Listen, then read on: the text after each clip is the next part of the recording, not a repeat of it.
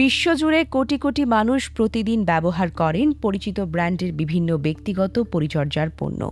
নামের প্রতি আস্থা, বছরের পর বছর ধরে গড়ে ওঠা বিশ্বাস এবং আকর্ষণীয় বিজ্ঞাপন, সব মিলিয়ে এসব পণ্য যেন অনেকের দৈনন্দিন জীবনের অবিচ্ছেদ্য অংশ। কিন্তু সেই বিশ্বাসের ভিত্তি কি সবসময় অটুট থাকে? সম্প্রতি আবারও আলোচনায় এসেছে বহুজাগতিক প্রতিষ্ঠান জনসন অ্যান্ড জনসন। তাদের ট্যালকাম পাউডারকে ঘিরে দীর্ঘদিন ধরে চলা আইনি লড়াই এবং হাজার হাজার মামলার কারণে বিশ্বজুড়ে নতুন করে প্রশ্ন উঠেছে পণ্যের নিরাপত্তা নিয়ে।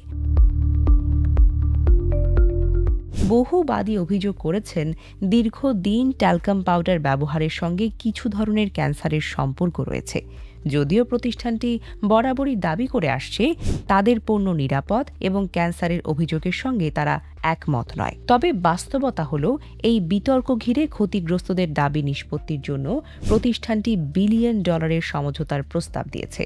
এতে অনেক সাধারণ মানুষের প্রশ্ন জেগেছে, যদি সবকিছুই সম্পূর্ণ নিরাপদ হয়, তবে এত বড় অঙ্কের ক্ষতিপূরণের আলোচনা কেন?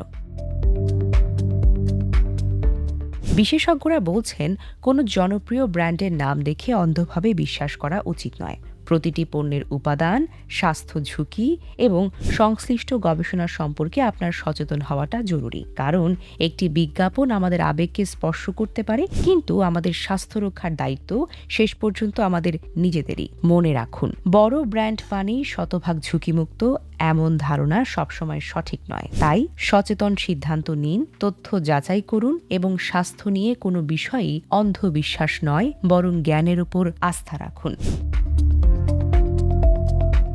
Desk report, recap news.